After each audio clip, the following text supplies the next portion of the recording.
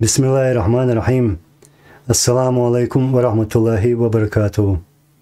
Братья и сестры, хочу сообщить, что 8 января 2022 года с 13:00 до 15:00 в городе Страсбург, Франция, состоится митинг против захвата в заложники родственников борцов за независимость чеченского государства, критикующих российский режим. Я призываю братьев и сестер, а также всех неравнодушных, прийти в этот день на демонстрацию напротив здания Совета Европы в Страсбурге.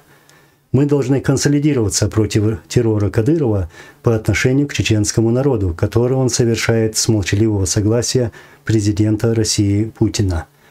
Объединившись вместе, мы становимся единым целым, ибо в единстве наша сила.